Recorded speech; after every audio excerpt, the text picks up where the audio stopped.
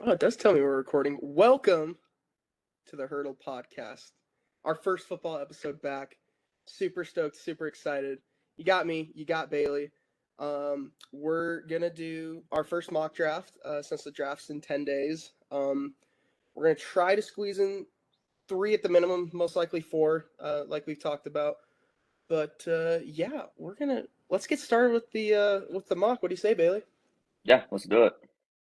All right, so we went back and forth at one for Carolina, um, being that obviously they're going quarterback. You don't trade assets like a DJ Moore and three first round picks if you're not taking a quarterback. It's kind of a matter of which one. We went back and forth, and Bailey's lovely takes from last year will come into play here. We're going to take Bryce Young, number one overall quarterback out of Alabama. Bailey, take it away. Yeah, I think the whole thing with Young, I've been pretty high on him, as Logan just mentioned. I think he is one of the better college quarterbacks really in the last decade. I don't really see much argument. He has a national title, so he's proven. He's a winner. And then you also get the Saban lineage, which some people trust at quarterback, some people don't. But if I'm gonna want any of my players to come from any college, I want them playing for Saban at Alabama. And I just think Bryce Young has the potential to be a generational talent. Some people may think the size is a worry, but when you look at quarterbacks like Russell Wilson when he was in his prime, Seattle um, Russ. yeah, not Denver Russ, Seattle Russ. Um, I just kind of beg to differ, and he won a Super Bowl there. They should have had two, and I don't see size as a worry. I just look at the arm and the accuracy and the ability to make clutch plays. The Texas game comes to mind this year, when he broke that sack and got like a 20-yard run right after that put him in field goal range. So I just look at the ability to make clutch plays, play in clutch games, and it seems like he delivers on all fronts. I mean, yeah, absolutely. I mean, I think the big thing with Bryce Young and really CJ Stroud too is when you look at recent history, like no quarterback out of Ohio State or Bama has really, I guess, shown to produce. You can make the argument it's changing now with Justin Fields in Chicago coming from Ohio State, and with Tua Tagovailoa over in Miami coming from Bama, and let's not forget Jalen Hurts. He was there for a while, but then transferred to Oklahoma. But still, same idea of, um, you know, in recent memory, it just really none of these schools have produced like A-list quarterbacks. They didn't produce a Trevor Lawrence. They didn't produce a Patrick Mahomes. Like, Yeah. so that's always a big concern. But again, like we mentioned, you do not trade this much to take a project. You take Yeah, the most set in stone, prone ready quarterback, and I think we both feel like that's Bryce Young. absolutely. Well, all right, let's go to two. Again, I didn't mention this. This mock, no trades. We're Yeah. not doing any trades. This is a spot where Houston could trade, and I think after Arizona could trade. But if they're staying put, I think it's the same deal. The biggest need for the Texans is a quarterback. I think you get 1B here, and you go CJ Stroud, quarterback out of Ohio State. It's just, if you really think the Stroud stuff's a smokescreen, which is kind of what we're saying, that Carolina's all in on Stroud, that's who they're taking. Maybe Houston panics and goes a different route, but I mean they're 1A 1B. They're both the top two quarterbacks. And again, Houston needs a quarterback, so why would you not? And I know you have a story to tell of a guy that'll be later that we will pick, but where hmm Houston might go. Yeah. I mean, Levis is the guy we're kind of talking about there, and he's really high on a couple of teams' draft boards. Um, Personally, for us, I don't think he's very high on our draft board. But the whole point of mock draft is to predict where guys are going to go, um, not where we think they should go. We're not NFL scouts by any means. No, we So don't have enough time. Not enough time to watch tape. yeah, um, so I think for us. And just for the first mock draft, Stroud has to be the second guy off the board here. He's too talented. And for me, if I put them into tiers, I would have Young and Stroud, and then I would kind of Richardson in a tier by himself as a project, and then Levis and all those other, and then maybe two or three others, and then everyone else. And looking at that, I just think Stroud's just too dynamic of a playmaker. We also saw him playing a bunch of big games. He played great against Georgia. They had every reason to win that game in the college football playoff this year, and then of course last year's Rose Bowl, which we'll touch on with another guy in this draft board. And you just look at his production in big games and Ryan Day's pro style offense, and I just don't see how you don't take him here. Yeah, absolutely. Again, team needs, and both these teams need quarterbacks, obviously. And that's kind of where we're going with this third pick. Not quarterback, though. They don't need quarterback, even though Kyler is going to be out for a while in Arizona. Again, this is either one where we felt you either have to invest on a project or you trade it, and we're not trading. So I think you invest in a project and let a guy develop. Get number one off the board. Will Anderson Jr., edge out of Bama. 2 Bama guys in the first 3 picks. I think the consensus we came to is Arizona is developing. It's going to be a down year. They might be the worst team in the NFL. I mean, it's not a stretch. So why not get a guy that you can let be the focal point of your defense and let develop? And I think that's what Will Anderson needs. He doesn't need to come in with all this needing to produce, all this stuff. He can take a year to develop. And I think Arizona is the best spot for that.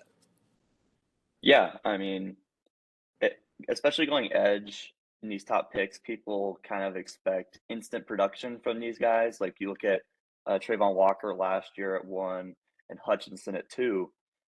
People were kind of expecting an instant 10 sacks to your roster. And I don't know if you can fully expect that with Anderson right out of the gate just because of the rest of Arizona's front 7. They're just so, with Watt gone and Chandler Jones being traded, it's really start from scratch all over again. And I think you have to do that with one massive set piece at Will Anderson, who's drawing guys like Von Miller comparisons. So I think just right off the bat there, you kind of know what kind of guy you have. And I think he's one of the best defensive prospects we've seen in a little while. He's just such a freak. He is built different. He's I think everything you want in an edge rusher, but it's just going to take time. And you have to allow that with Arizona being the way they are right now. All right, number 4. Indy clearly needs a quarterback. The veteran move has not done anything for them, so they got to go get their guy, new head coach. Same regime, but a new head coach that could be more aggressive. I don't see why you don't go with the project here. Maybe timelines don't match up like we've talked about. But Anthony Richardson, the quarterback out of Florida, a lot of SEC guys going right now. But Anthony Richardson I think he has the highest ceiling of any of these prospects. He's just not there yet. I think he can develop well. I think having a good core around him with that offensive line that was shaky at times last year, but was a top 5 offensive line 2 years ago, makes too much sense. Jonathan Taylor, Michael Pittman Jr., he's got the weapons to do it and learn and develop. And again, they're in a division that's not crazy good. I mean, look where Houston's picking. And then look where Tennessee's picking. And Tennessee's going to be way worse than that this year. The only other team that's kind of set in stone is Jacksonville, and they only got better. So you're gunning for Jacksonville, and to do that, I think you need a quarterback. You cannot ride with Sam Ehlinger. It has to be Anthony Richardson, and I think you have to throw him in right away. Yeah, I agree. I mean, especially when you have a team like Indy, kind of like you mentioned with the timelines, all their star players are reaching that line of 30, where it's like you kind of start to see production drop off a hair. Guys like Quentin Nelson, who's getting a little bit up there now, his career has just flown by. And guys like Shaq Leonard, DeForest Buckner, and Jonathan Taylor's still very young, but so maybe the timelines don't match perfectly, like you said, but if you're gonna go quarterback, I think he has to be the guy here. I think personally, my first impression coming out of the combine, of course, was, oh my God.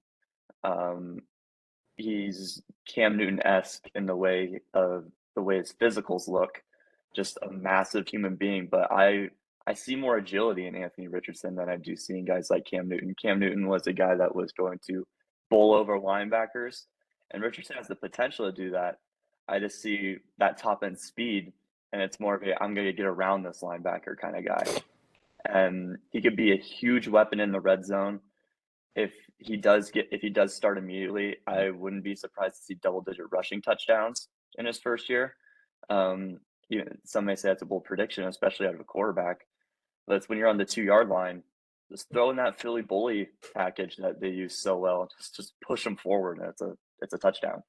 So I've grown on Anthony Richardson just as time has gone forward, and he has the highest upside maybe of anyone in this class. I mean, especially offensively. I mean, like we've talked about how some of these defensive guys have all this upside, but he has probably the most upside offensively in the class, and he plays quarterback. So, I mean, you got to go get a franchise guy. You can't keep bringing in a Matt Ryan or a Carson Wentz or Phillip Rivers. Like you can't keep bringing in these older veteran quarterbacks and do a win now because that just hasn't worked the last 3 years. So you got to make the investment. I think this is the perfect time because who knows when the Colts are going to be picking top 5 again. Like, Yeah, they're not going to tank to try to get Caleb Williams next year. They just have too good of a roster. especially if they go QB here. And Exactly. that division's too bad to where it's gonna be really tough to go 4-13 in that division with how bad it is. Exactly. All right, number 5, we have the Seattle Seahawks, and I feel like this one's just copy and paste. Jalen Carter, D tackle out of Georgia. Dang, this SEC, wow. The run of SEC Yeah, continues. But obviously off the field issues can be a concern. I just don't see that really here. I think Pete Carroll will get him in the building and kind of set him straight. I think it shouldn't be a concern to teams. Some teams might, but I mean, you saw the Georgia defense the past 2 years. And last year, him and Jordan Davis were unstoppable together.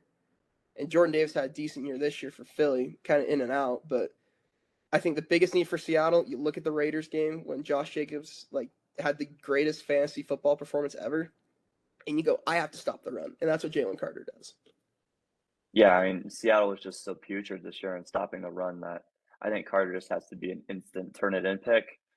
When you look at just kind of what the Georgia guys are doing in the NFL now, Georgia is really, at least especially in college football, they have reshaped how the SEC is going to look for the next 10 years. They're becoming a dominant program, and they're producing high level defensive NFL players. And we of course we look at Jordan Davis as the first guy there. You could argue Jalen Carter is just as good. Maybe the physicals don't stand out as much, but I definitely think he's technically more sound and is a little more NFL ready and just a guy you can plug and play. Now Seattle, they're gonna get back Jordan Brooks off the torn ACL. They bring in Bobby Wagner for another year, 2 guys who are just tackle machines. And I just think Seattle just has to be better at stopping the run this year, and they're making the correct moves to do so. I think Jalen Carter would be another step in the right direction. Exactly, yeah. And Jalen Carter is what he takes up 2 guys. And that Yeah, just frees up your linebackers so much. It wouldn't shock me if both linebackers for Seattle are 100 plus tackles this year, honestly. It yep, wouldn't shock me in the least. definitely. 6, we go to Detroit. And, Detroit has a few holes, but people are picking them real high. 9.5, 10 wins. I Yeah, think is what Vegas has at right now, right around that mark. So I think when you have the 6th pick that you got from the Matt Stafford trade, I think you have to sit there and go, is it a win now pick or is it a development pick? And you just traded Jeff Okuda for pretty much a bag of chips to Atlanta. You have to replace that. So let's go ahead and give him Devon Witherspoon, corner out of Illinois. He's just so technically sound. He's a big corner, and he's what you expect in an NFL corner. He can be your number 2 right now on this Detroit team, and I think you're fine. And especially in that division where you have the best receiver in football right now, Justin Jefferson, that you have to play twice a year. You just got DJ Moore added into the mix over there in Chicago. In Green Bay's Green Bay, whatever they throw out there usually sticks, kind of a deal. So investing in a guy that's ready to win now. I know a lot of people are high on Christian Gonzalez. Trust me, he's not going to last long after this pick. But I think Gonzalez is more developmental, and Witherspoon is a win now move. Yeah, absolutely. We might as well throw Gonzalez on the board right after Exactly. to Vegas. And when you look at these two guys, I'll go Witherspoon first. I just think he's a little more pro ready. Like you said, Detroit's a little more win now, especially the Vegas. But they're both teams that desperately need corner. The Okuda trade was confusing to me. I think it's a massive win for Atlanta when you can have, especially since Okuda was blossoming last year, I felt like. And outside of the injuries, when he was on the field, he was great in those first 6 weeks of the season. And now you can have a potential lockdown corner on the other side of AJ Terrell, who was banged up last year, but was the best corner in the league according to PFF the year before. So you look at that combo in Atlanta, and now Detroit just they make one of their weaknesses even weaker with that trade, which doesn't make sense. So um, I feel like they need corner really desperately when you have receivers like Justin Jefferson in that division. And I think Witherspoon's the more pro-ready guy for a Lions team that looks like they're gearing up to win now. And the Raiders, on the other hand, are the exact opposite of that. Gonzalez is a little higher upside, but not as pro-ready. And you can definitely look at Oregon and be like, man, he played some really tough competition out there in the Pac-12, having to guard guys like Jordan Addison and the Utah receivers and just teams like that. And you can say, hey, he was awesome in those games, and kind of just you can take it with a grain of salt, or you can put a lot of weight into it, and that's kind of the decisions teams have to make when you draft these guys. And I look at Gonzalez. The rest of that defense outside of Max Crosby is really bad, especially in the secondary. They've just made just so many wrong picks from Damon Arnett to Jonathan Abram, and they've just all failed. So, and the Raiders like the more higher potential upside guys. So I think Gonzalez has to be the pick there at 7 to counter Detroit's Witherspoon pick at 6. Yeah, absolutely. And like it feels like the Raiders are kind of just some of their moves makes it feel like they're kind of looking to rebuild. I mean, that's crazy to say when you have Devontae Adams on your team and a Max Crosby, but you trade Darren Waller for pretty much nothing Yep. to the New York Giants. So there's one less pass catcher that I guess now quarterback Jimmy Garoppolo is going to have, who they brought in. So yeah, I totally agree. It's your upside. And again, going back to Detroit, they have their pick at 18. So you can pick a guy at 18. That's a win now move. I mean, a developmental pick. Sorry, because Witherspoon's a win now pick. Yep. And we'll get to their. I feel developmental pick at 18 when we get there, but it's more of you're not going to be picking at 6 hopefully again, and it's not even your pick. So you might as well capitalize on it and go with the guy that's ready to roll. And then Vegas again, corner is the biggest weakness on that team. And again, if they're just kind of rebuilding, you take again the highest ceiling corner, which is definitely Christian Gonzalez. He has all the tools to do it. There was just games where he got exposed, and again, playing those USC's, Oregon State, he kind of got exposed. Utah game was decent, but nothing crazy. So, in a division where you have to guard Keenan Allen, Mike Williams, and you have to guard the Denver receivers, and you gotta stop Travis Kelce somehow if you can, and you play against Mahomes. You have to invest where some of these other teams in that division haven't to an extreme outside of Denver with Pat Surtain. PS2. Yeah, you gotta get your guy here, and he can be a corner one here in a couple years. It's just gonna take time. All right, number 8. So I think before the Okuda trade, this probably would have been a corner. It's not a corner now. Let's go Tyree Wilson, edge out of Texas Tech. And when you think Texas Tech, it's definitely not edge rusher. But I mean, here we are. He's the second best edge rusher in this class. You got to go with a need. Atlanta has to get pressure on the quarterback, especially in their division now where it's no Tom Brady, and you have Derek Carr, Baker Mayfield, and according to us, Bryce Young as your quarterbacks. And those teams have invested on the offensive line, but nothing crazy. So developing a edge rusher that can just get after the quarterback, and that's what Tyree Wilson can do. He gets so low on his rip move off the edge, and has so much power to can bully tackles into their quarterback. Um, it's a big need. You can argue receiver, but I mean they have Kyle Pitts, who's pretty much a receiver, so they just got to use him. Yeah.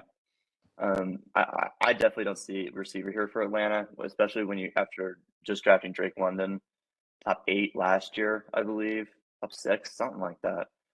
He was up there definitely in the high parts of the lottery, and um, they just gotta insert those guys into the offense. I don't know what's taking them so long there, but when we look at Tyree Wilson as one of the longest wingspans from a defensive lineman the combine has ever seen, the NFL has ever seen.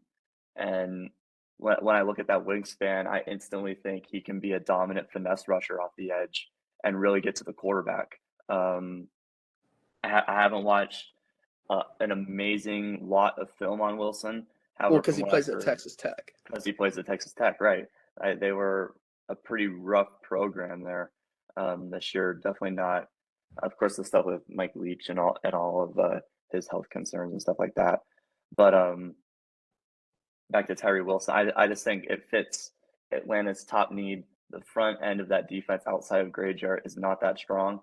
And when you can add another pass rusher to a division with some really whack quarterbacks in it, pressure's can win a lot of games in that division this year, especially with these quarterbacks that don't really know how to handle pressure. And yes, I'm including Derek Carr I was in gonna that say your guy sentence. Derek Carr's in the division. And I just think with Tampa's front seven, they're going to be really good this year because they're bringing back Shaq Barrett still. They're going to have Levante David still, and they're going to have Vita Vea still. They're going to be able to get pressure.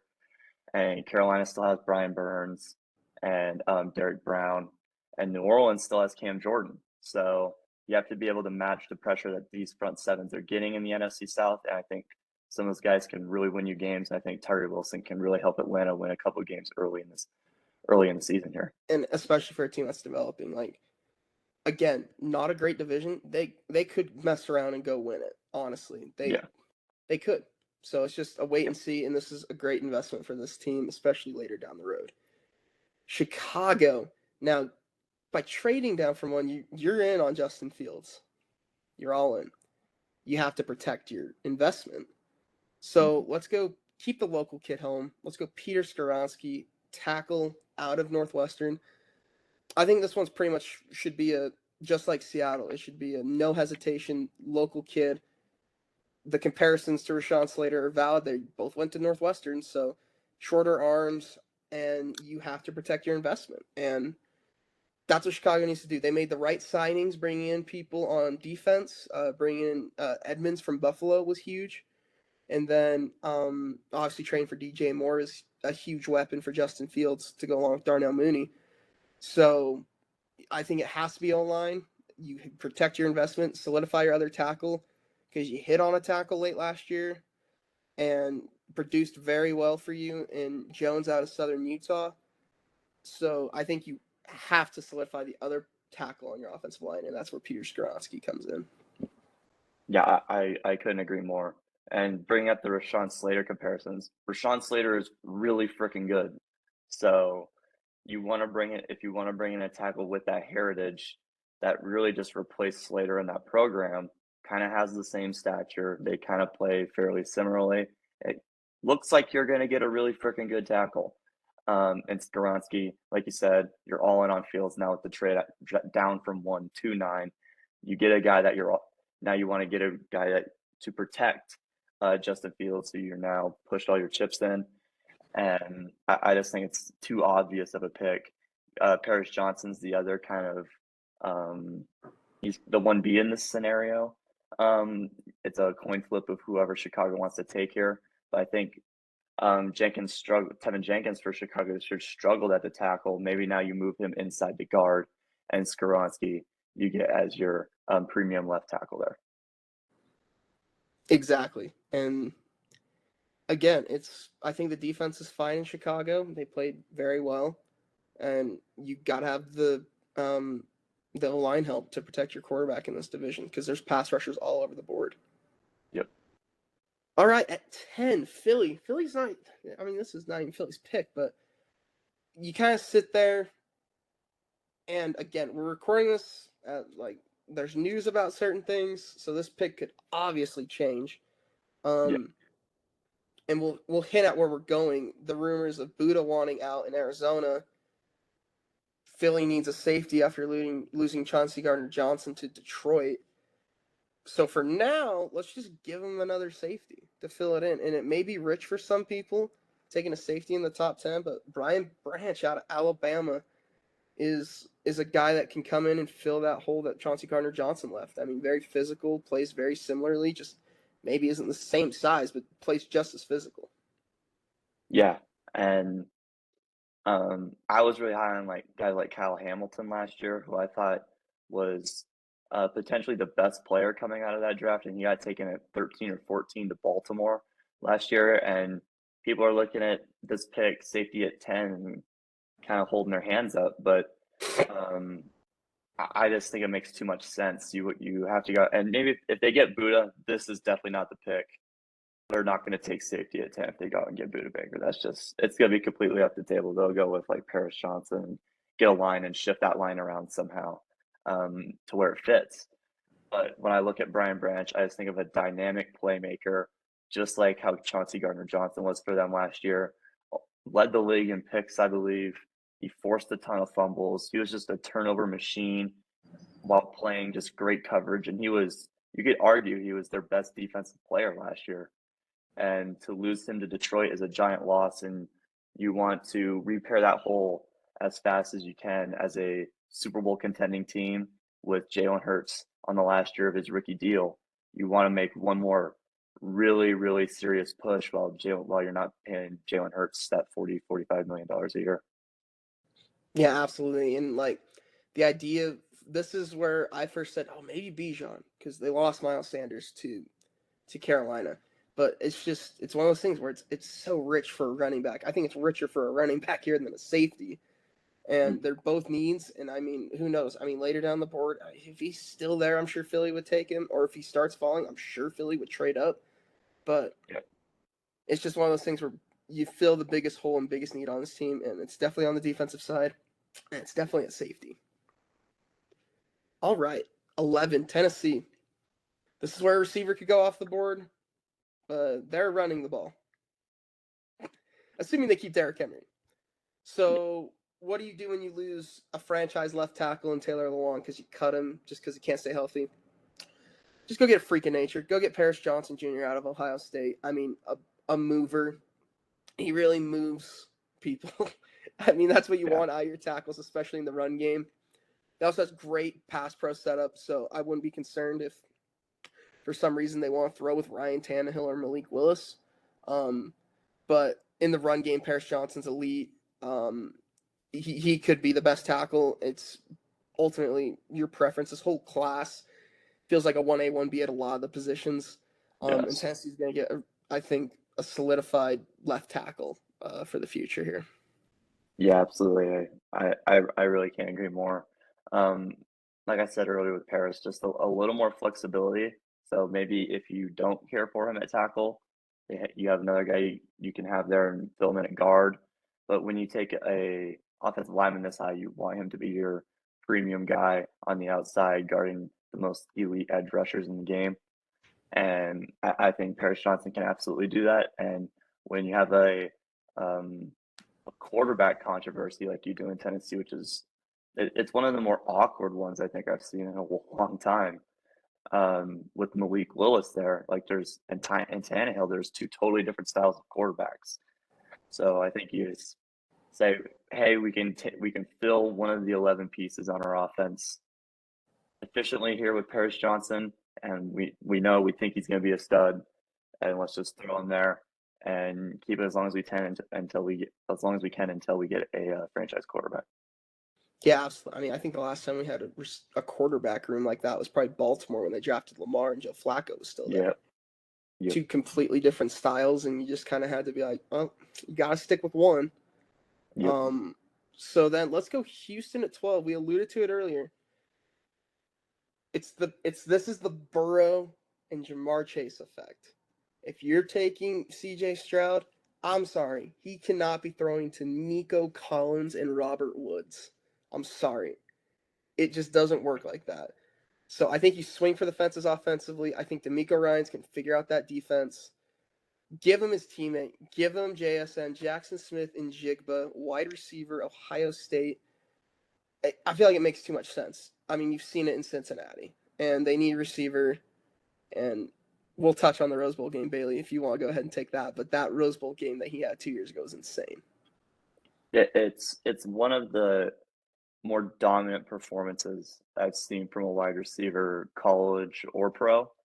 I mean, 300 yards receiving and almost 20 catches. Like he just dominates the game in a different way that I haven't seen from most receivers, because you look at him and he's not physically imposing. He's not like Quentin Johnston, who we might have later in this draft, at 6'5". He's not like Calvin Johnson, who was 6'5", or any of those tall go get it receivers, but he can still go up and get it with the best of them. And he's not a 5'8" slot guy. He's kind of a do it all. You can throw him around the formation, kind of like a Justin Jefferson, who's 6'1", 6'2", and you can just O'Connell just moves him across these formations so you can avoid double teams with him. And when you look at his connection with Stroud, who was also incredible in that Rose Bowl game too, I believe he had 7 touchdowns or something like that. You just look at that connection that they had and say, how do I turn that down when I see what Burrow and Chase have been doing? And when you have a rookie quarterback, you want to have a familiar connection to help them in the NFL. And when you have 2 top 12 picks, you can instantly give that to them, make them feel comfortable, and say, hey, we know you can give it to this guy anytime you want. We can have certain play calls and just let you settle into our offense very easily. And I think JSN is a great pick for Houston at 12. Absolutely. All right, 13. The Aaron Rodgers New York Jets, hopefully. Let's hope they don't screw that up. Foreshadowing?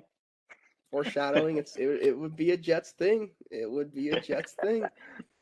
But I think when Aaron Rodgers has had his most success, it's when the offensive line is completely intact. When he has David Bakhtiari and when he had Brian Bulaga at tackle, those were the best years of Aaron Rodgers because he wasn't getting touched. And the Jets have one in Mekhi Becton, so why not go get Mekhi Becton 2.0 and get the biggest dude? Georgia just knows how to grow him. I don't know what it is. But Broderick Jones, tackle out of Georgia, going to the Jets. Solidify your tackles. If you're going to have Rodgers for 1 or 2 years, you have to solidify the tackle spot and make sure he stays healthy, because then you could drag that out and maybe get him 3 or 4 if he's healthy. You have the weapons already for him, and the defense was great last year. I thought their defense was pretty good considering the division they played and having to play the Dolphins and Bills twice, and then having to play Belichick twice. So it's interesting. I think it has to be the pick. There's really nothing else on the board that you go, the Jets need to do that, because they've already hit on their picks. I mean, look at last year. They got the 2 rookies of the years offensively and defensively in Garrett Wilson and Sauce Gardner. Like, you nailed your picks last year. So just go out, make the smart pick. Don't do anything too crazy or flashy, and protect, hopefully, the investment. Yeah, and you look at it like, well, okay, maybe they could go edge, but they took Jeremiah Johnson last year at the end of the first round or beginning of the second round out of Florida State, and he's your project edge that you're looking at developing these spots. And when I look at these edges, there's no Tyree Wilson left on the board, and there's no Will Anderson left on the board, and I think those are kind of your top 2 guys. And after that, you kind of look at it and you're like, we already have Jeremiah Johnson. We still have Carl Lawson, who's great. So why would I take edge, and let's just go protect our hopeful new asset and Aaron Rodgers? But I think Jones can help out just as much in the run game as the pass game. And when you look at Breece Hall last year, who was electric through the first half of the season, then just suddenly get injured and kind of have to restart this process all over again. You just go out and get another massive tackle that can just move people out of your way, create massive run gaps for Breece Hall. And I think when Hall returns, who knows if it'll be by week 1 or by week 8, whenever he does return, if he's healthy, the Jets could pair a dominant tackle with another dominant tackle and have a fantastic run game along with Aaron Rodgers headlining that offense. I mean, yeah, and even if Brees Hall's not back in time, they still got Michael Carter, and he's a Yeah, serviceable back for them. absolutely. Just put it lightly. Yeah, I agree. Well, yeah, exactly. All right, 14, the most Patriots pick I've ever heard in my life. Let's go get an edge rusher from Iowa, Lucas Van Ness, out of Iowa. I think this is a really easy pick. You have Matt Judon on one side, who's not getting any younger, and outside of that, there's no pass rush for the Patriots. So why not get a guy in now who can learn from Judon and eventually take over for Judon, and then that gives you a couple more years to be like, all right, we need one more edge rusher to pair with Van Ness. And it's such a Belichick pick. I mean, I'm sure they might trade down. This seems like a trade down pick if There ever Levis was starts one. falling. Yeah, so I think Lucas Van Ness has to be the pick for the Patriots. Yeah, and when you look at that front seven for New England up there, it's like Dante Hightower's retiring now. They're losing their middle linebacker, and who knows what's going on with Jamie Collins? Like, I haven't heard anything from him in a couple of years now. And these guys that they've just been, and like Jawan Bentley, these guys, they've been just rotating in and out of that position. They can't find any guys to fill out that linebacking core ever. So when you look at Judon, who rotates between outside linebacker and now he's mainly almost permanently a defensive end, you got to be able to move Judon around these formations, make him match up with the worst tackle every time, and just put fear into some quarterbacks. He was dominant on the edge last year with easy double-digit sacks like halfway through the season. So Mm-hmm. when I look at Judon, or when I look at Van Ness, and that combination that you can have with Judon, Van Ness is a versatile D tackle slash DN. He's a little bit of a lighter guy, but you can move him inside a couple times, and just creating versatility within that front seven is something that I think the Patriots don't have right now. That could really take that defense to another level. Yeah, absolutely. 15. Well, if you're gonna lose Rodgers, this is the perfect time to draft a pass catcher, I guess. They'll finally do it, maybe. You got to get a check down for Jordan Love, and I think it has to be a tight end, and it's 1A, 1B. I think you take the more athletic, better route runner, better pass catcher in Dalton Kincaid, tight end out of Utah. No bias here, but Dalton Kincaid is a dog. He is he is so good after the catch, and that's just I get the Packers do like to run the ball a lot, and they probably will this year with Jordan Love. So maybe they go Michael Mayer. Either or is going to be a great fit. But I think Dalton Kincaid is a bona fide, perfect safety valve for Jordan Love to just grow with. Both guys that went to school in Utah, they can develop together, and I think it could be something great. Yeah, absolutely. I mean, when you look at, I think I want to start with the Meyer King and Kincaid comparisons. I think I also agree that Kincaid is the best tight end in the draft. His route running and his just dynamic receiving capabilities are too much to pass up on, especially if Green Bay is looking to form somewhat of a formidable passing game this year because they also lost Alan Lazard on top of most likely losing Aaron Rodgers. So you have Christian Watson there still, but that's really about it. And I think Kincaid's more versatile in the passing game than Meyer. I think you could say Meyer is a little more well-rounded. He's a little bit of a better blocker, so maybe Green Bay wants to almost have like a sixth offensive lineman out there that can still go out and catch the ball. Um, and you have the Notre Dame heritage with Meyer, just that this the prestige of that university. They always produce great tight ends. So when you look at those two things, maybe you could make the case for Meyer, but I couldn't agree more that Kincaid is is the best tight end in this draft, and that it's like everyone is trying to get Travis Kelsey now because you look at the Chiefs, it's like who doesn't want a guy that just creates hell for defensive coordinators across the entire league, and Travis Kelsey does that. And I'm not saying Kincaid is Travis Kelsey by any means, but when you look at his receiving capabilities, if you can use him in that fashion, Kincaid could be a very high upside pick that could be really slept on at 15. Yeah, absolutely. 16. We'll stop the fall of Will Levis. Will Levis here will plug in quarterback Kentucky to Washington. I think the reason he fell is his mayo in his coffee, and he likes to eat bananas with the peel on. No, I'm just kidding. Um, I think we both agreed one team will trade up for him. Um, I think if he gets out of that top 8, you know, Yeah. um, someone will trade up for him, and that could be Washington, but no trades. So I think you give Eric Bieniemy, who's now your OC, pretty much going to be your head coach within the next year or two. His toy. You get a strong arm quarterback in Will Levis who just needs development and I think really good coaching. And you saw him do that with Patrick Mahomes. I mean, I'm not saying they came out similarly, but the arm talent is there from both of them when Bieniemy got Mahomes. So I think Will Levis to the Washington Commanders makes too much sense. You can play Sam Howell if you want for a year. I don't see why you would, because Levis is an older prospect. I think he's 23. So you kind of want to get him out there and let him test the waters. But I think him and Terry McLaurin, he could make Terry McLaurin a great deep threat if he isn't already.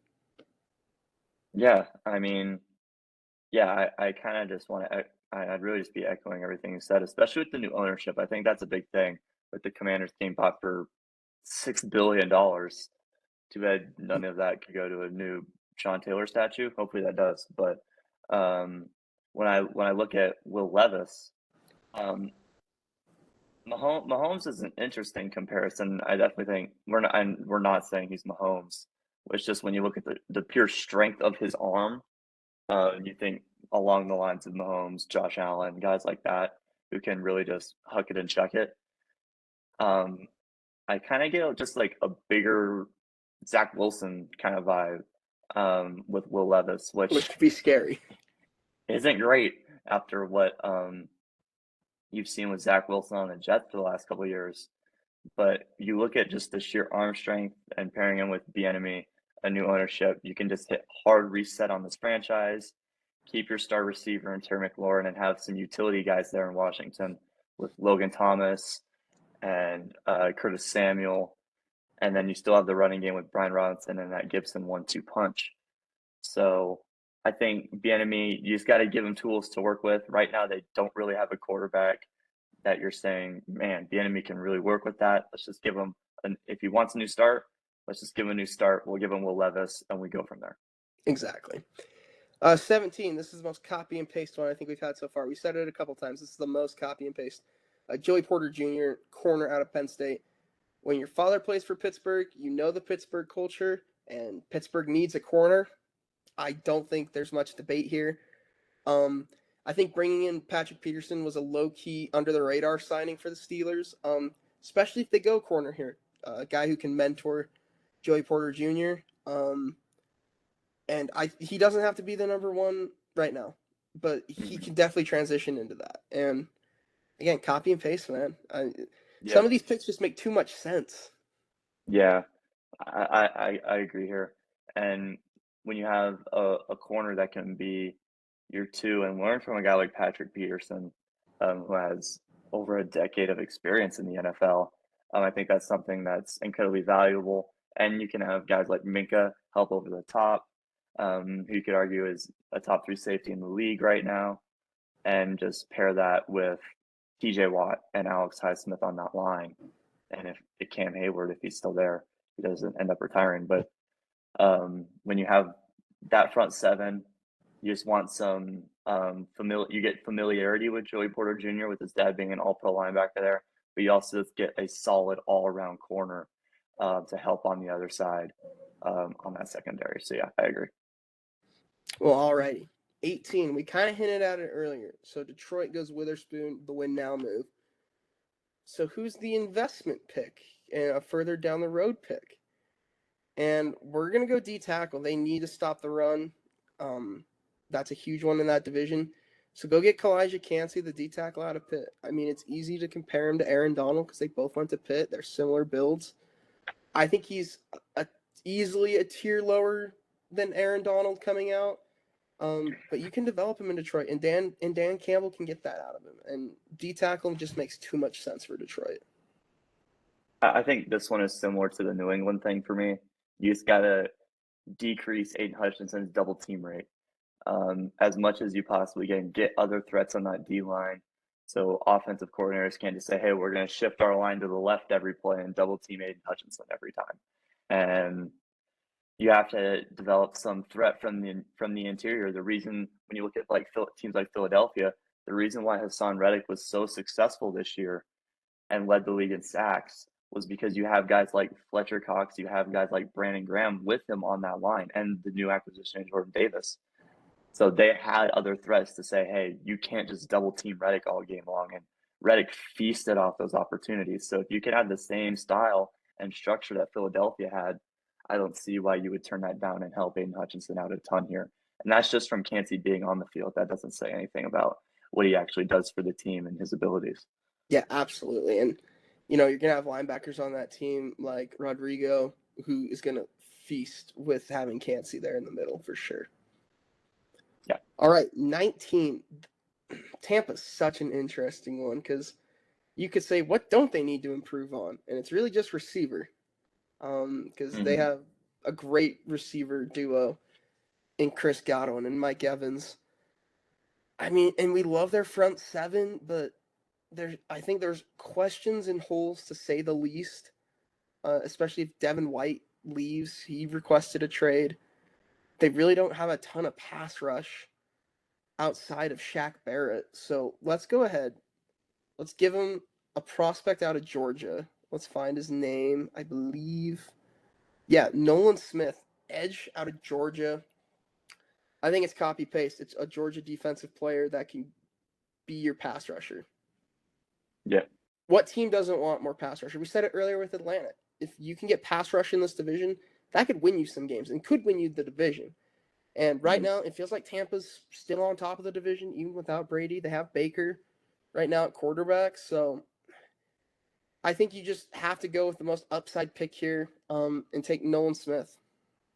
Yeah, and when you look at just Todd Bowles' philosophies on football, it's just blitz, blitz, blitz, blitz, blitz, and fake pressure and show pressure all game long. And I think Nolan Smith can really feast out of that as a more of a prospect pick. But when you have guys like Shaq Barrett to learn from there, and just throw them on the other edge, they do still have the kid from UW that they took at the end of the first round after they won the Super Bowl with I believe it's Joe Tyron. Yeah, he has some They crazy still have last him. Yeah, but I think you can move him down to an end and throw this kid out at linebacker on the edge. And yeah, like we said, if you can generate pressure in that division, I think you're going to see a lot of success. Todd Bowles is just built on generating pressure in those corners in Jamel Dean and Carlton Davis and Sean Murphy Bunting. They have had the benefit of having one of the best front sevens in the league every year that they've played. And I think you can just add to that here with Nolan Smith. Yeah, for sure. All right, 20. Seattle's back up. Let's see. What did we give him earlier? We gave him Jalen Carter at D tackle. Yes. I think this team's fine offensively. They drafted maybe one of the best drafts we've seen last year. And their big hits were offensive line, running back, and corner. But corner's still an issue. So why not get a running mate for Tariq Woolen, who was a stud? And let's give him let's go Devontae Banks, cornerback out of Maryland. I think, watching people talk, I didn't know much about this guy until I watched a couple other mock drafts. But when every mock draft says he's the best zone coverage corner in the draft, and he's so sound technically, I think it makes too much sense for Seattle to run a lot of zone in that Pete Carroll scheme. Yes, they do. I think it's a match made in heaven, and you might have the best young corner duo in the league forming in Seattle. Not saying Legion of Boom again, but a young duo in the corner room is scary. Yeah, absolutely. I really your point on the zone coverage there, because when you have guys like Quandre Diggs, who's not big in size, you can't match him up on tight ends. You have to play a more zone scheme, and Tariq Woolen feasted out of that last year with just his sheer athleticism and height at 6'4" and ran like a 4.28 40. So when you can go get a more technical guy, maybe more of a Richard Sherman type piece in Deontay Banks here for your zone coverage. I think when you have just one athletic freak and one just technical master on the other side, you can mix and match any receiver duo in the league the way that you want, and you can control those matchups on the outside in a modern NFL where teams love to pass the ball 35, 40 times a game. And that's how all the best teams play, especially in the AFC when there's quarterbacks like Mahomes and Herbert. So if you're looking to make a push as you are in Seattle, you really gotta help out that secondary some more. And Deontay Banks is a great way to do that. Well, and especially you look at the division. Look at the pass catchers in that division. Yeah. You got Debo. You've got Cooper Kupp when healthy. You got Kittle. You have D-Hop right now. But you got to match that. You have to match it with a corner who's technically sound, and that's what Deontay Banks is. And I think will be for the Seahawks. I think this is a home run pick for Seattle. They, again, walk out with probably the best draft of any team, getting two big needs to fill. Yeah. All right, 21. The Mayer ball ends. Michael Mayer, tight end out of Notre Dame. It's a need for the Chargers. They are so explosive offensively, and they just need another pass catcher. And I think we sat here and ran ideas of Quentin Johnston to them, but they just don't need another big receiver. And Bijan, if they end up trading Eckler, but I just don't think they get value out of Eckler. So you might as well ride him one more year and make a run. Because I think the Chargers have a talented enough team to make a run. They just got to stay healthy. And you got to keep up with teams in the division. Stop doing dumb things in the coaching aspect of these games, too. Like, yeah, the team is too talented to blow 27-point leads. Exactly. There's a point of being aggressive, and there's a point of being stupidly aggressive. And that's what the Chargers have to figure out with Staley. But when every team in your division has a pretty solid tight end, or at least did, Raiders, I think this makes too much sense. It makes your offense more versatile. It'll help Austin Eckler in the run game. And, yeah, I just think it's a great pick. Yeah, I think the main debate here is which position player do they take? Do they take a tight end and fill that hole, or do they take Bijan and ship Eckler out while you can still get value for him? I don't know how much value you're going to get from Eckler just because of the contract he wants, and now the massive trend that Le'Veon Bell started in the NFL is we're not going to pay running backs, and I think it's going to be a little harder for. And you look at Eckler's numbers, and they're great. I think it's still just going to be tough for Eckler to go out and go get his money.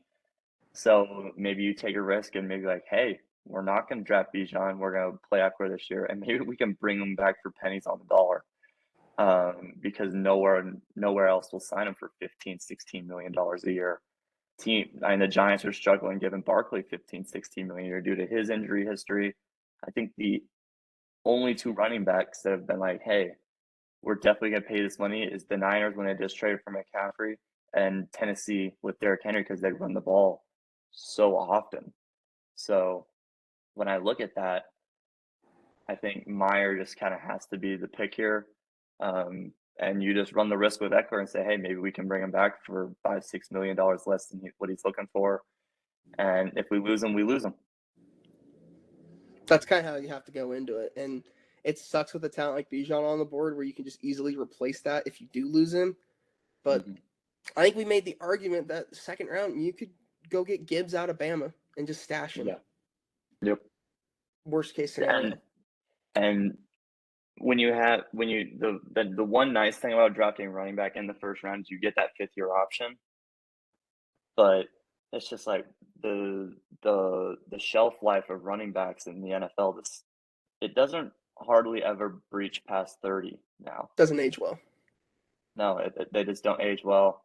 And it's like, hey, maybe one season they're averaging 4.6 yards a carry. Maybe the next season they're Melvin Gordon and averaging like 2.6 and just fumbling all over the place. So um, they're definitely tough calls that you have to make. And they've gone through that first round running back experience when they did draft Melvin Gordon. So maybe they don't want to go through that again. Yeah, completely fair. All right, 20. I think Quentin Johnston's fall ends here at Baltimore. I think you bring in Odell, you have Rashad Bateman, you need one more. I think Johnston's the big body they need. And who knows how long you're going to have Odell. And this maybe helps you keep Lamar. I'm not saying the Odell one is going to, and I'm not saying them combined is going to. But the team is so good defensively. They are so good defensively. And they're good offensively. Outside a receiver, they have Mark Andrews. J.K. Dobbins, when healthy, is a stud at running back. And you have the most electric, elite runner at quarterback the NFL has seen since Michael Vick.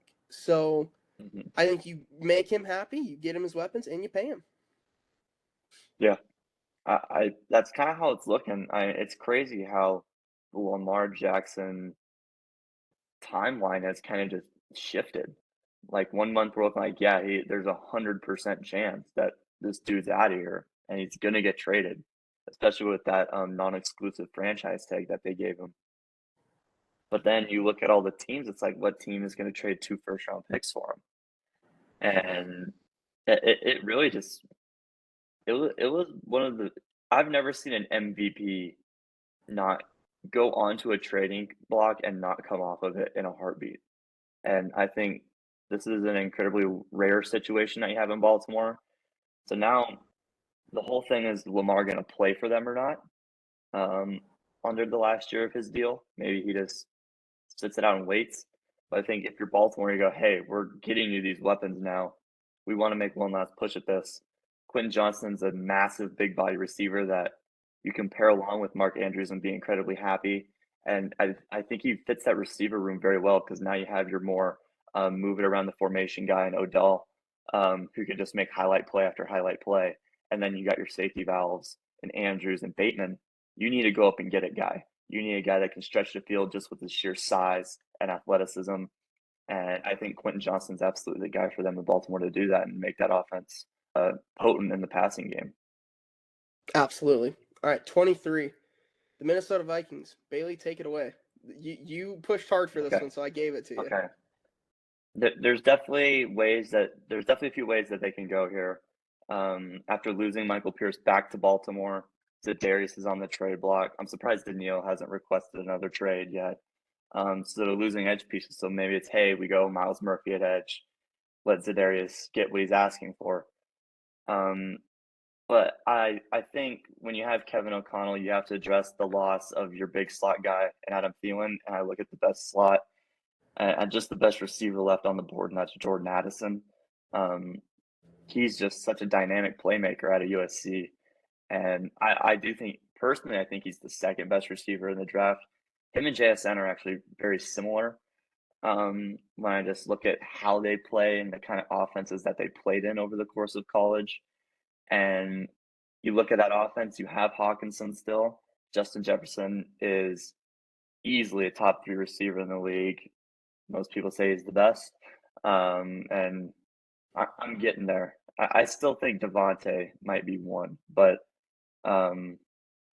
Jefferson's put up insane numbers, but I kind of have to respect the longevity of Devontae, and I have nightmares still of him torching us in Green Bay. So, and your next nightmare is if Minnesota doesn't re-sign Jefferson. Yeah, and then if we don't re-sign Jefferson, I don't even want to talk about that. But when I just look at Jordan Addison, you got to replace the 10 touchdowns a season that Thielen was giving you, and that other 800 and some yards. And then you can swap Jefferson wherever, of course, and then move him and Addison and Osborne wherever you would like, and Hawkinson can just be Hawkinson. You still have an incredible passing offense there and you just give O'Connell all the pieces that you need to not throw it for 3 yards on 4th and 8. I mean, I couldn't say it better myself. And with a later pick like this, you take what you get. I mean, obviously, The quarterback could be something that could be a sneaky one, maybe if if they fall in love with a guy. Let's say Hendon Hooker. I don't see him taking Hendon Hooker in the first round, but it's a They thought. they did the Kellen Mond experiment 2 years ago though, and they did the same kind of thing by taking him in the third round, and we see how that turned out. The dude's, I think he's out of the league. So I don't know. He's I don't know somewhere. who he put. I mean, he's got to be somewhere as a former third round pick, but it's like he didn't do anything. So, and we just keep looking to extend Cousins. So, um, I, Yep, I just if Cousins is your guy, you they've been all in on him for 4 years. Clearly, they're not going to change that theory. So let's just keep giving him more weapons that exactly. he has to have to be successful. And Minnesota's the interesting one. If for some reason they cut or trade Dalvin Cook, like Dalvin Cook's a question mark. So this could Bijan. be a spot for Bijan. Like that'd be such a fun weapon in Minnesota. But Hmm. all speculations. We'll put it that way. Yeah. 24, the Jacksonville Jaguars. They were a tough one. We kind of went back and forth. I think it ultimately came down to they need to go defense, and with the division, like we said earlier, not great quarterbacks. You gotta get after them and make them rattled, and that creates turnovers. So let's take Miles Murphy, edge out of Clemson. He falls for us. I think it's a fair spot. Hmm. Just because inconsistency at Clemson. Him and Breezy were so inconsistent 2 years ago. They were the best D-line duo in college football, most likely. And then I don't know what happened this year. Clemson was Clemson Yeah. this year. I mean, it didn't look like the Clemson of old.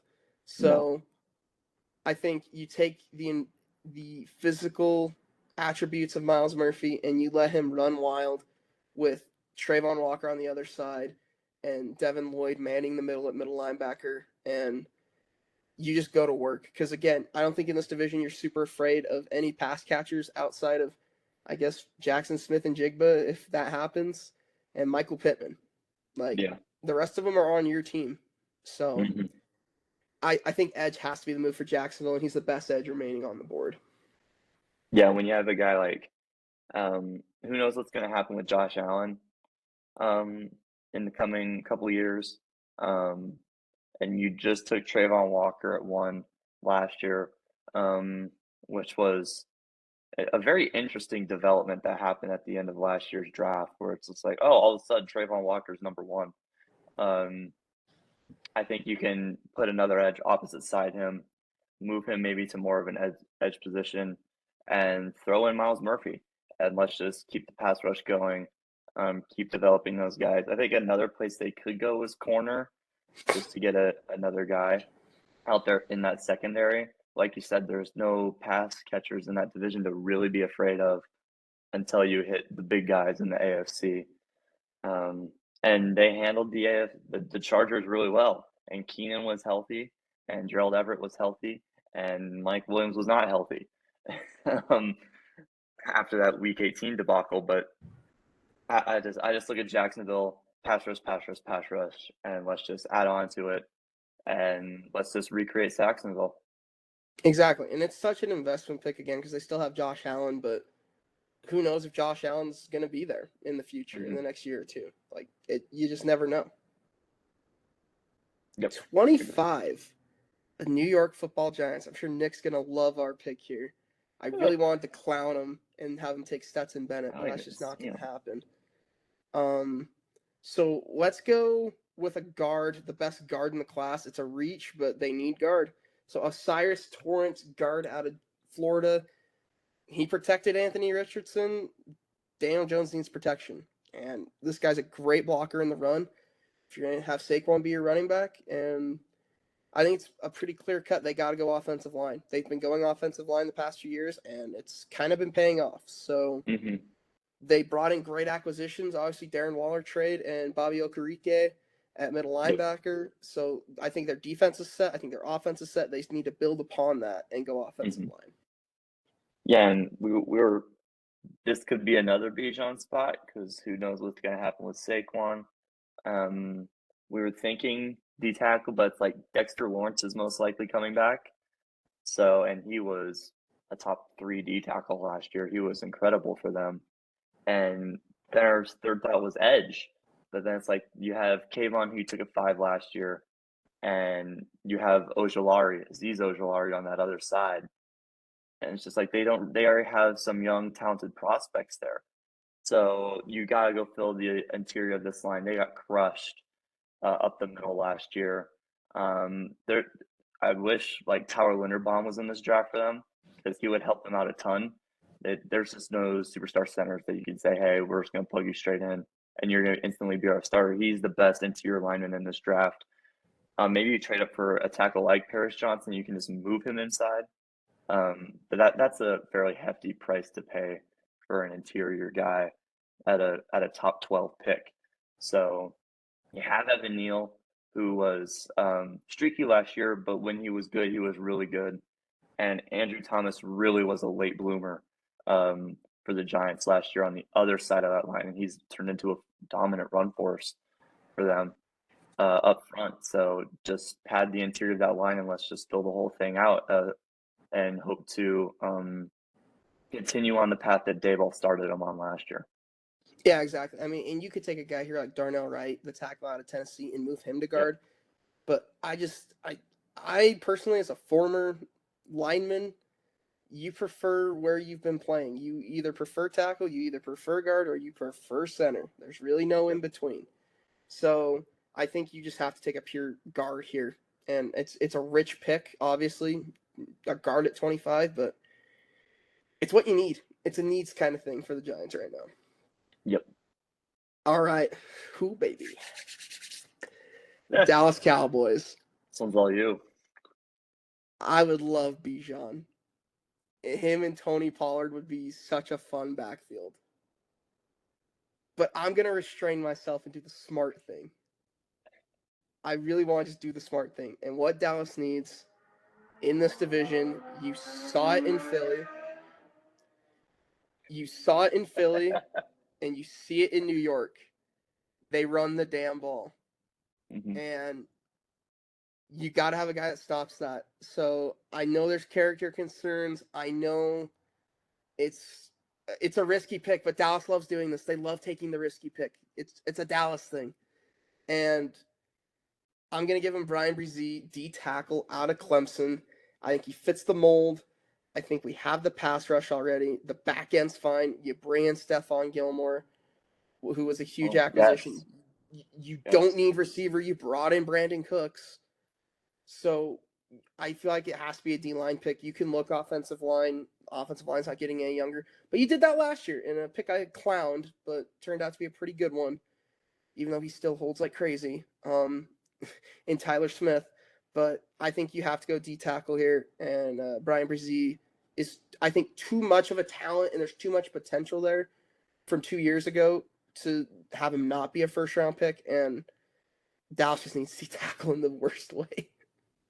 Yeah, I definitely think if you can get his feet back under him, I mean, he was the number 1 high school prospect coming out in his class, and then he came out for Clemson and just dominated those first 1 or 2 years there, and then for some reason there's kind of just been some real hesitation on him because of his performances, a couple of his performances last year. So I think you're getting a guy with ridiculously high upside to really help fill out the interior of that line. Because when you look at the San Francisco game, like you got to stop McCaffrey, you got to be able to stop Shanahan somehow, and they held him to 17 points, if I'm not mistaken. But you have to continue to invest. The offense, Dak was just streaky last year. I think was the only thing. It was just there was just weird timings last year where it's like Dak looked awesome against Tampa, 5 touchdowns, and the next game he just can't find the rhythm. It shits the bed, yeah. You just can't find it. So you're being a little more blunt with it than I am, but you have to be blunt. He's the quarterback of the Dallas Cowboys fan. Yeah, absolutely. So Pollard will be back, and you have a incredibly dynamic playmaker there. The offense, I'm personally more worried about the offense this year for Dallas, just because McCarthy's calling plays now. Some people think Kellen Moore being gone is great for them. I think the Chargers got a steal with Kellen Moore coming in to be their offensive coordinator because he runs those quicker plays where Herbert's not going to take the punishment in LA that he took. He's taken the last couple of years with Lombardi, trying to develop those massive throws down the field to Mike Williams, and yeah, I worry a little bit about Dallas's offense, but if you can make that defense even better and just take the highest upside guy on the board on the defensive side, that's Brian Breeze here. Yeah, and it's like I wanted to go offense, but like, where do you improve on the offense? I think the Exactly. receiving course fine. Tight end, okay, you lose Dalton Schultz, but we had two solid backups in wasn't Ferguson, Jake Ferguson. Yes. He was really good. Hendershot too. Hendershot. Yeah, exactly. Hendershot's the other one. You're fine receiver wise. You're fine weapons wise, and the offensive line's fine. The question is always quarterback with this team, and you're not going to take a quarterback here. No. So you take Dak the has best to be player your guy available now. with the most upside. Exactly. All right, the pick you've all been waiting for. Yeah. Bijan This Robinson time. fall, no more. Bijan to the Bills. I think it just makes too much sense. I think the Bills' defense is fine. I think they could maybe take a corner here, but you're gonna get Von Miller back, hopefully. So your edge, him and Rousseau off the edge, perfect. D line's perfect. Linebacking course fine. So you gotta go offense, and their big Achilles heel is it's always running back by committee, and the only team that can really do that is San Francisco. So go and get arguably the best offensive weapon in this class in Bijan Robinson. He's easily a top 5 talent, I think, but he's a running back. So you're not going to invest a top 5 pick on a running back. Last team to do that was Dallas, and it didn't work out well. And the Giants was Saquon, which has been okay. So I think Bijan's the perfect fit in Buffalo for what they do. Yeah. And I think Bijan has the highest range of where he can go in this draft because he's such a talented running back prospect that you could see him going at like 8 to Atlanta. But then you just look at all the past things, and the biggest trend in the NFL is you don't take running back high and you don't pay running backs a lot. And if Bijan turns out to be every single thing that you think he's going to be, you're going to have to take Bijan high and you're going to have to pay Bijan a lot, which is just, Yeah. it's just counterintuitive to what the rest of the NFL is doing. All the stats tell you that you shouldn't pay these guys. So I think if Bijan was this good at any other position, he'd be a top 4 or 5 player in this draft outside of kicker and punter. But it's just the price he has to pay for being a running back, I guess. And the Buffalo would be a great match. I mean, look at all the shots that Buffalo has taken at running back in these trades. It's like, we got to go get Kamara, strike out. We can go get McCaffrey, we strike out. We take James Cook. He was really bad the first half of the year. Kind of turned it around last year or 2 years ago, I guess now. You really tried to get Singletary going in that offense, and it worked all the way until the last 14 seconds of that Kansas City Chiefs game.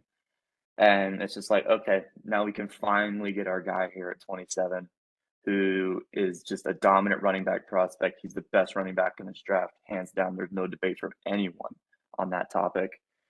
And just fill that hole, run Josh Allen back out there, and let's give this thing another shot. Exactly. I think running back's the one position in this draft where it's not a 1A, 1B.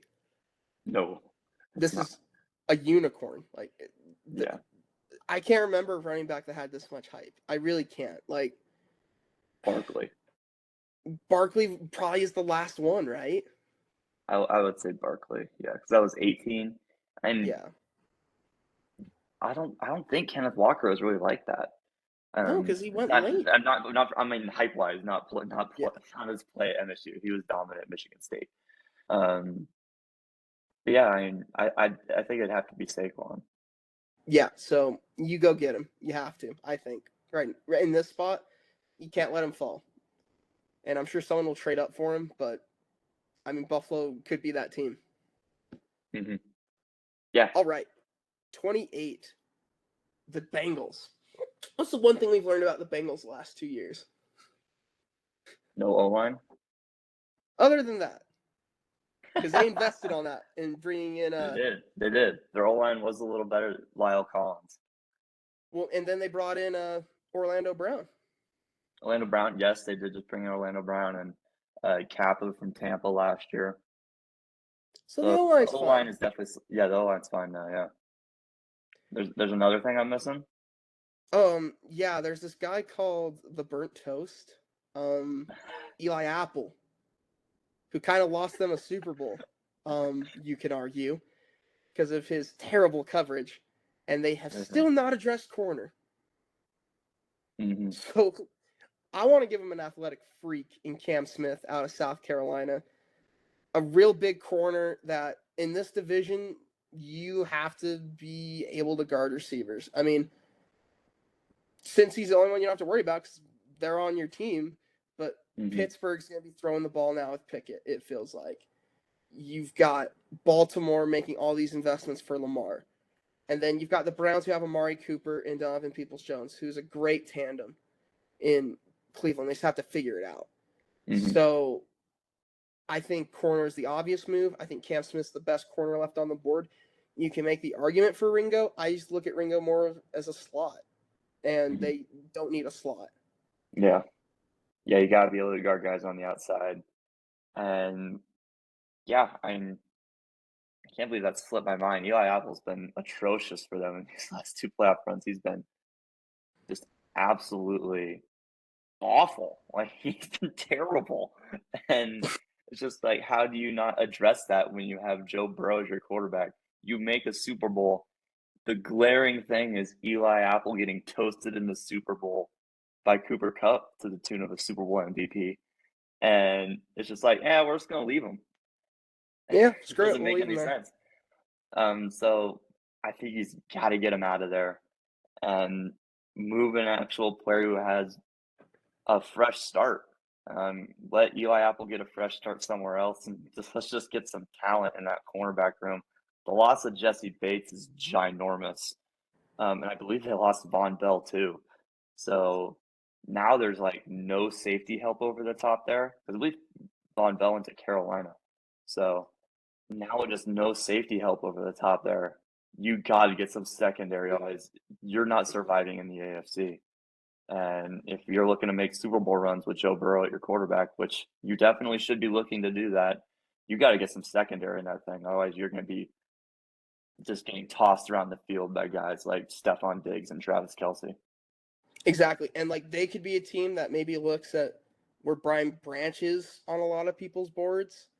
Mm-hmm. And if he's high on Philly, maybe you try to jump Philly because safety's definitely a big need for the Bengals. But you're Or if not going Philly to gets move. Buddha, you can wait a little bit and then trade up for the right moment to take Branch. Exactly, because that's the glaring need too. They're secondary, and maybe Cincinnati makes a run at Buddha. I mean, we haven't really talked about that, but that would be huge. Yeah, that'd be ginormous. Yeah, absolutely. Lose a top 5 safety and bring in a top 5 safety. Yeah, it's a plug and play. You lose one, you bring another one in. Like it's as simple as that. 29, New Orleans. Let's protect your guy Derek Carr. He's the investment. So let's go Darnell Wright, tackle out of Tennessee. They're not getting any younger on the offensive line. Ramchek's older. This is either you play him at guard right now, or you can play him at tackle. And can't remember, is Andrews Pete their other tackle, or did they finally move him to guard? I think he's guard. They did lose Armstead, so I don't know who is on the other side. Yeah, because Armstead was the other one. They lost him last year to Miami. Yeah, to Miami. Yeah, so yeah. it has to be a tackle. I feel like it has to be O-line. The defense will figure itself out. Especially with Dennis Allen there. Exactly, and they have weapons. Jalen Hyatt was very interesting, or Zay Flowers here, just to give another weapon to Derek Carr, but he still has Michael Thomas. They still have, I believe, Jarvis Landry, and they have Chris Olave. Chris Olave. So Receiver really doesn't make sense. So really, it's BPA, a position of need, in Darnell Wright. Yep, absolutely. Plug No, it in. no analysis there. Plug it in. Yep. Very nice. 30 for the Eagles. We had them taking Brian Branch at 10. I think now is where you go upside and pick a guy that is more of a luxury pick because they're so good. Philly's so good. Yep. And I think the one type of receiver they're missing is a guy like Zay Flowers who can really stretch the field, and takes the pressure off Devontae Smith and A.J. Brown. So we'll give Philly Zay Flowers, receiver out of Boston College. I think it's too good of a fit. Really, offensive line wise, I don't think you're going to reach on Anton Harrison or DeJuan Jones right now. I think you could later. But right now, take a guy that's a first round talent and see what he can do in your offense. Yeah, I mean, yeah, it's definitely a luxury pick. I really like Zay Flowers as a player. His agility, and his route running are something that teams are going to be really vying for come draft time. And you may look at Phil and be like, they definitely have some other needs, but their first loss of the year was Quez Watkins dropping balls all over the place to Washington. Yep. And it's just like maybe we can get that third consistent guy that defenses have to worry about. They need to find a replacement for Bradbury, since they lost him. So maybe Ringo's the pick here. And did Brendan Graham end up retiring? Or He's still there. is he back for? He's back for another year. Could So Brandon Graham's back for one more year. So you can address the defensive line and offensive line problems in the draft as they come. But they still have multiple picks in a year since they got 3 picks in that Miami deal that came right after the Trey Lance deal. So yeah, I just think when you can add another dimension to your offense on top of Devonta Smith, on top of your deep threat in A.J. Brown, and on top of that, a really impressive running game. Let's just give Sirianni another weapon and just throw Zay Flowers in there and make defenses really worry. Exactly. And the last pick of the first round, because there's only 31 because of Miami tampering. We love it. It's Kansas City needs pass rush. I like Isaiah Foskey out of Notre Dame. I just think I don't know if he really fits what Kansas City's trying to do right now. And you got to replace Frank Clark. So I think we're going to go B.J. Ojolari, the edge out of LSU. I think it definitely helps having his brother in the NFL as a comp because they play very similar, went to the same college, and they both produced. And Kansas City just needs edge. I think you could go receiver here, but I don't think it's a glaring need because they obviously were fine without Tyreek Hill last year. Mm-hmm. So it has to be a defensive pick. I think though they won the Super Bowl, you could argue their defense was their weak point the whole game. Just letting Jalen Hurts do his thing kind of a deal. Yeah. So getting after the passer. I mean, and that division has, Russell Wilson and Jay Herbo you got to get after. Not Jimmy Garoppolo, Yeah. but like And now Wilson Sean and Herbo. Payton there in Denver. You would think they have to have a more potent offense than what they had last year. Exactly. I mean, how could you get any worse? Like, really? There's only when you have that talent, how can you be much worse than what you were last year on O? And when you look at B.J. Olari and the impact his brother Aziz is making in New York, you have to find that there's some connection here to where he could potentially be a great edge for you. You have to replace Frank Clark. And like you said, when you look at the Super Bowl, granted they gave up 31, 34 points, but they had a fumble 6, which basically brought them back into that game because Philly was looking to take that to a 2-3 possession game. And when you look at B.J.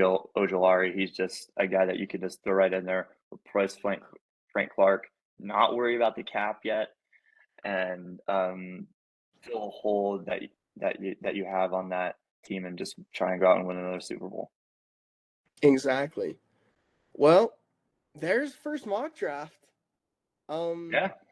I think a lot of these picks, again, this was No trades, just best player for that team Mm-hmm. and what is needed. I think our next one's gonna be a crazy one where we just do a ton of trades. Yeah. So definitely look forward to that one. Don't know when it's dropping, but it's got to be soon. Draft's in 10 days. Yeah. But I'm gonna, since we're recording this right now and Bailey hasn't looked, I want to rub it in. Garrett Cole just threw a perfect game for the Yankees. Did he really? 9 innings, 10 strikeouts, and A perfect fragile game or a boy Anthony complete game? Davis is hurt. Anthony Davis is hurt? He went to the locker room and hasn't come back. Wait, Garrett Cole threw a perfect game or a complete game? Complete. Oh, complete game. I thought you said perfect. I might have said perfect. That's Okay. on me. But he Okay. went all 9. I was about to say perfect game is insane. Okay, yeah, 9 innings, 10 Ks, 1 walk. Okay, yeah, he's dominant. Jeez, oof. And that And then Anthony Davis, no AD, Triple J. Ugh. and Triple J has 21 right now. Memphis up. I think they're up 5. Let's go. I picked them. So, anything to add on the draft? No, I think it's gonna be a great draft season lead up. There's talks of us live streaming the draft at our buddy's house, so Yeah, we're figure still that out talking about that. when Still the working time comes. logistics. Yep. That we'll probably send out a poll like 1 or 2 days before the actual draft. See if you guys would actually tune in. But otherwise, that's it. Yeah, look out for a couple more mock drafts. We're looking to do at least 2 or 3 more of these with some different themes going into each one. So we hope you guys enjoyed. As far as more Hurdle podcast stuff, we just dropped. There's a content update stuff. It's a little short, like 10 minutes on the dot. Go check that out if you guys are wondering what else is coming up as far as the later months going into the summer. And then we just dropped an NBA one this morning, and this one will be coming out instantly. So go check out the NBA playoffs one. I think it's actually some of the best content we may have ever done. There's just a new look to how we're going to be running things here, and we hope you guys enjoy it. Go follow us on Instagram at Hurdle Podcast, HRDL Podcast. We post every time we drop over there, and no Spotify now, so it's You just just gotta look at YouTube, us. no audio yet. We're still working out the kinks for that. We're deciding if we're even gonna actually go back to Spotify, and we might just rock the YouTube channel for now, and just go from there. So we hope you guys loved it. Bailey, Logan, we're out. Peace, guys.